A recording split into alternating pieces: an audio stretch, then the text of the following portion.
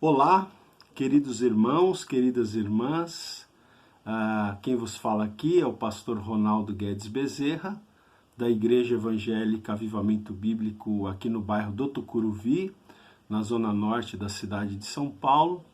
E eu estou gravando este vídeo especialmente para os meus irmãos, para as minhas irmãs, que congregam na Igreja Evangélica Avivamento Bíblico, na cidade de Itambé, no Paraná, né? Igreja que é liderada pelo pastor Joel Júnior, né? O pastor Joel Júnior entrou em contato comigo pedindo que eu gravasse uma breve mensagem para vocês e eu, com muita alegria, então, quero estar levando esta palavra para vocês, né? Ainda que desta forma, né? Espero que depois desta quarentena, né? Quem sabe nós possamos estar juntos presencialmente, ainda que a gente está um pouquinho longe geograficamente, né? Eu estou aqui em São Paulo, vocês aí no Paraná, mas quem sabe Deus não prepara uma hora para nós estarmos juntos, amém? Eu quero compartilhar com vocês uma palavra que está aqui na carta que Paulo escreveu aos Romanos, no capítulo 12, nos versículos 1 e 2. Um texto que é bem conhecido de todos vocês, né? Onde o apóstolo Paulo, então, eu gostaria de começar lendo o finalzinho do verso 2, tá? Romanos capítulo 12, versículos 1 e 2. O finalzinho do versículo 2 diz assim: para que experimenteis qual seja a boa, agradável e perfeita vontade de Deus. Os irmãos devem se lembrar desse texto, né? Então, eu vejo aqui, gente, que a vontade de Deus é que nós experimentemos a sua vontade, né? Na verdade, nós vamos ver aqui que o apóstolo Paulo, ele traz para a gente eu creio que a gente poderia dizer três condições para que nós experimentemos a vontade de Deus na nossa vida, né? É muito interessante que nós muitas vezes queremos saber qual é a vontade de Deus, né? A gente muitas vezes fica se perguntando qual será a vontade de Deus para a minha vida. Eu vejo que esse texto aqui, ele nos ensina que a vontade de Deus é que nós experimentemos a vontade de Deus na nossa vida, né?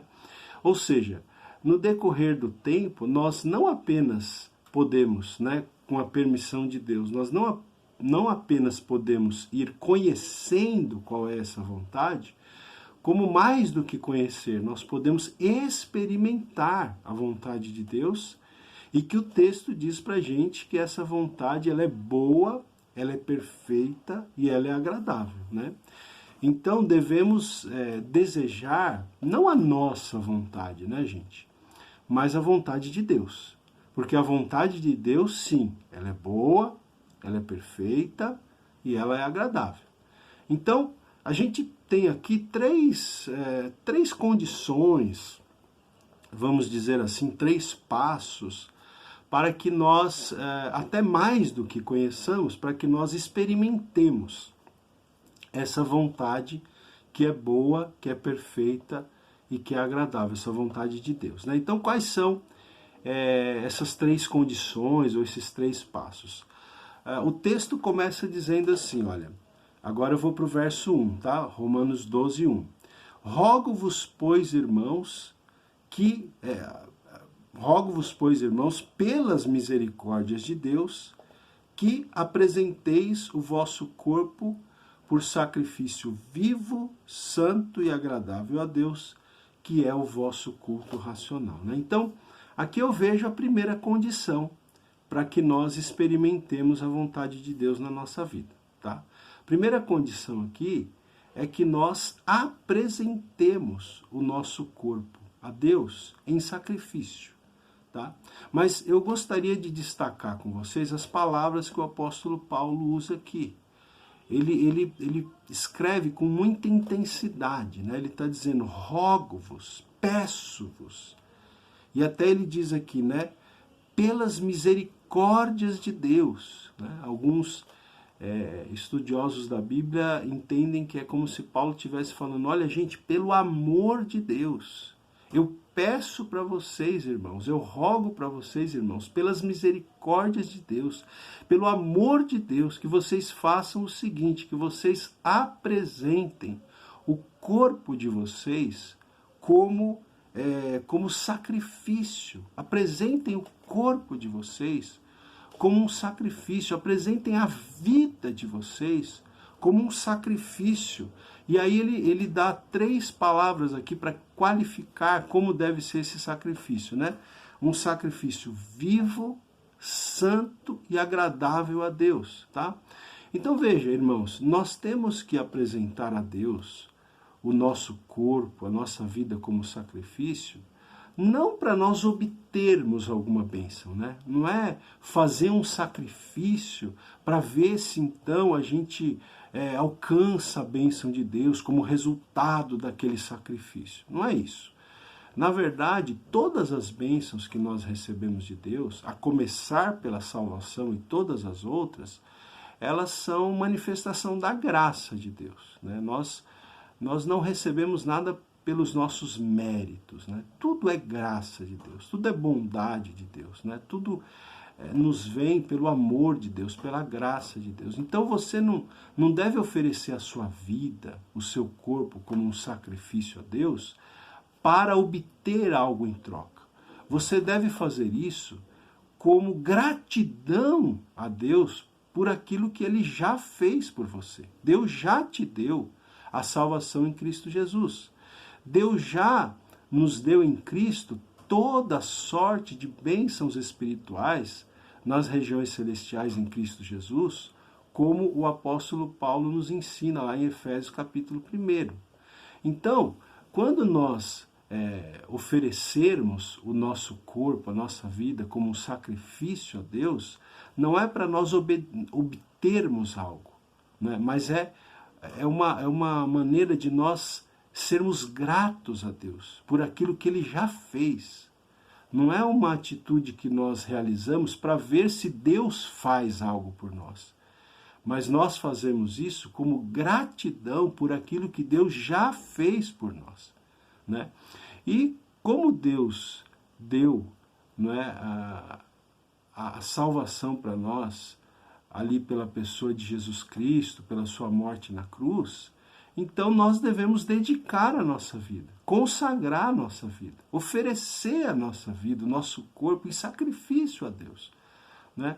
E aqui diz que é um sacrifício, deve ser um sacrifício vivo, ou seja, não é um sacrifício morto, como aquele sacrifício que era feito no Antigo Testamento. Não pode ser um sacrifício morto, um sacrifício vivo, é um sacrifício santo, né?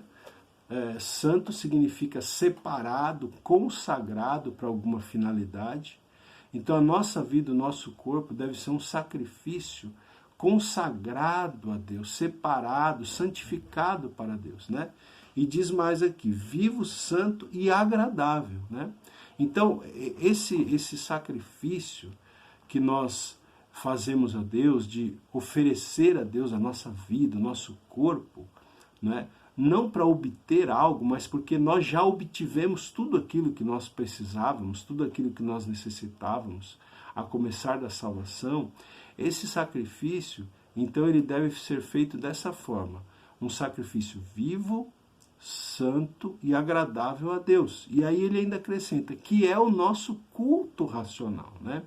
Quando nós oferecemos a nossa vida em sacrifício ao Senhor, nós estamos fazendo um culto racional, um culto que nós usamos a nossa razão, né?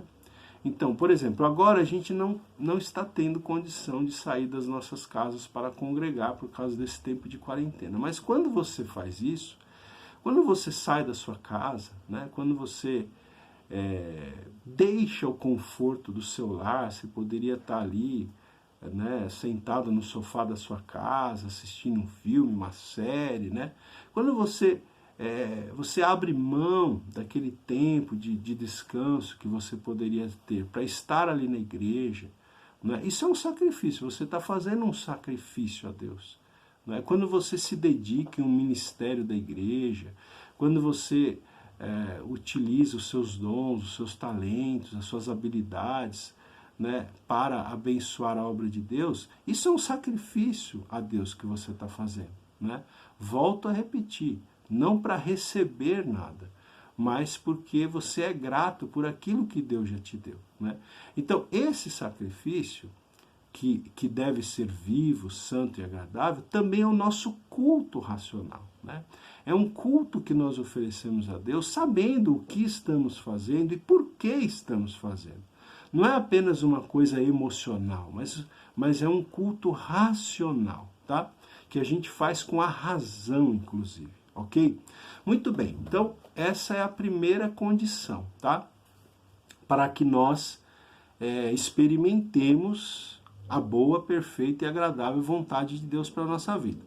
A segunda condição está aqui no verso 2, quando o apóstolo Paulo fala, e não vos conformeis com este século. Tá? Então, para que nós também experimentemos a boa, perfeita e agradável vontade de Deus, é importante que nós não nos conformemos com este século, com este mundo, não é, gente? O cristão não pode se conformar, não pode se adaptar, não pode se adequar a esse mundo, aos valores desse mundo, aos princípios desse mundo. Deus nos chamou para que nós sejamos sal da terra e luz do mundo, para que nós nos separemos do mundo, né? Para que nós vivamos uma vida de consagração, de santificação na presença de Deus. Então o cristão ele não pode se conformar, né? Ele não pode tomar a forma do mundo. Né? A gente tem que tomar muito cuidado com isso. Eu sempre gosto de usar uma ilustração que é a forma de fazer bolo. Né? Então, por exemplo, quando uma pessoa, um masterchef, né, seja homem ou mulher, vai fazer um bolo, ele faz ali a massa do bolo e depois que a massa está pronta, ele vai colocar a massa na forma, para depois levar essa massa ao forno, não é assim? Então, a massa, ela vai tomar a forma da forma. Não é assim? Se a forma for quadrada, o bolo vai sair quadrado. Se a forma for retangular, o bolo vai sair retangular. Se for aquela forma redonda, que tem aquele furinho no meio, o bolo vai sair redondo com aquele furinho no meio. Tá certo? Então, a massa vai tomar a forma da forma. Então, o que o apóstolo Paulo está falando para a gente é que nós não podemos tomar a forma desse mundo. O mundo tem uma forma aí, né? E muitas vezes quer que nós cristãos nos adequemos a esta forma, né? A esta forma. Mas aqui o apóstolo Paulo está falando, não vos conformeis com este mundo. Não tomem a forma, não assumam a forma desse mundo. Tá certo? Porque se nós assim fizermos, aí então nós vamos experimentar a boa, perfeita e agradável vontade de Deus. Tá? E por último, ele diz aqui ainda no verso 2, mas transformai-vos pela renovação da vossa mente. Né? Então nós precisamos também ter a nossa mente renovada, transformada. Né? Então veja, todos os dias nós somos bombardeados com os valores e com os princípios mundanos, né? Seja pela televisão, hoje a gente tem a internet, né? Tem as redes sociais, as mídias sociais, rádio, enfim, tudo que você ouve nessas mídias, muitas vezes até a influência de colegas de trabalho, de pessoas que não temem a Deus, todas essas coisas, elas vão entrando dentro de nós, né? Mas aqui a palavra de Deus diz que nós devemos, como diz aqui, ó, transformai-vos pela renovação da vossa mente. A nossa mente precisa ser renovada, nós precisamos substituir essas informações, essas influências, né? Que nós recebemos da mídia, que nós recebemos de amizades com pessoas que muitas vezes não temem a Deus, amizades que às vezes não dá nem para a gente evitar, porque a gente trabalha, a gente, né, tem vizinhos, enfim, a gente termina muitas vezes recebendo essa carga, né, de coisas, de princípios, de valores que desagradam a Deus. Então, nós temos que nos transformar, nos renovar, né? Nos transformar pela renovação da nossa mente. Ou seja, nós temos que substituir essas coisas que desagradam a Deus pelos valores e princípios de Deus, da palavra de Deus. Então, como que a gente vai fazer isso? Lendo a palavra, meditando na palavra, ouvindo a palavra, né? Conforme nós vamos lendo, meditando, conforme nós vamos ouvindo, né? Nós vamos nos enchendo da palavra de Deus. Então, essas coisas do mundo, os valores, os princípios do mundo vão sendo substituídos, né? Pelos valores, pelos princípios da palavra de Deus. Então, precisamos ter a nossa mente renovada, transformada, tá certo, irmãos? Então, veja, é isso, tá? Basicamente é isso. Então, você percebe aqui comigo, olha só, a gente tem aqui essas 3 condições para que nós não apenas conheçamos, mas experimentemos a vontade de Deus para a nossa vida, né? Então, olha, vamos reler esse versículo agora, a partir dessa perspectiva. Vamos lá? Então Paulo diz: rogo-vos, pois, irmãos, pelas misericórdias de Deus, que apresenteis o vosso corpo em sacrifício vivo, santo e agradável a Deus, que é o vosso culto racional. E, segundo, não vos conformeis com este século. E terceiro, mas transformai-vos pela renovação da vossa mente, para que, a fim de que, né, com qual propósito? A fim de que experimenteis qual seja a boa, perfeita e agradável vontade de Deus para a vida de vocês. Amém, gente? Então, essa é a palavra que eu quero deixar para vocês. E com a permissão aqui do pastor Júnior, né, eu gostaria também de convidar vocês para estarem aí nos seguindo aí nas redes sociais, tá bom? A gente tem procurado trabalhar bastante com as redes sociais, então nós temos uma página no Facebook que leva o meu nome, né, que é Ronaldo Guedes Bezerra. Lembrando que o meu sobrenome Bezerra é com S, tá? Então, eu peço que você curta a nossa página no Facebook, eu peço que você se inscreva no nosso canal do YouTube, que também leva o meu nome, tá? Ronaldo Guedes Bezerra, Bezerra com S. Se você puder se inscrever lá no nosso canal do YouTube e ativar, né, os sininhos das notificações, eu vou ficar muito grato. Lá no nosso canal você vai encontrar diversas pregações, você vai encontrar vários cursos completos e tudo totalmente gratuito para servir lá o povo de Deus, tá bom? Então, se inscreva lá no nosso canal do YouTube e eu quero também convidar você para essa próxima semana agora de abril, né? Na verdade é a última semana de abril, já entrando no mês de maio, né, de 2020. Então, a partir de segunda-feira, se não me engano, dia 27 de abril, né, então nós vamos começar a partir de segunda-feira, dia 27 de abril, até sexta-feira, todos os dias, de segunda a sexta, às 8 horas da manhã, eu e a minha esposa, nós estamos fazendo uma transmissão ao vivo, tá? Uma live, né, ao vivo, tanto pelo Facebook como pelo meu canal do YouTube, tá? Facebook e canal do YouTube. A gente está fazendo uma live ao vivo, de segunda a sexta, às 8 horas da manhã, para começar o dia já na presença de Deus, onde nós temos falado sobre saúde emocional, tá? Orando por saúde emocional, né? E também explicando, né? Já falamos sobre ansiedade, já falamos sobre medo, já falamos sobre a questão de depressão, né? E vamos continuar falando essa semana sobre outras questões nessa área de saúde emocional, e eu gostaria de convidar vocês para estarem conosco nessas transmissões ao vivo, tá bom, gente? Então é isso. O pastor pediu para eu falar em torno de 15 minutos, passou um pouquinho, né? Mas, amém. Creio que vocês vão me ouvir até o final. Deus abençoe a vida de vocês, de cada irmão, de cada irmã. Deus abençoe aí a vida do pastor Júnior. E quem sabe, em breve, a gente não possa estar presencialmente juntos, tá bom?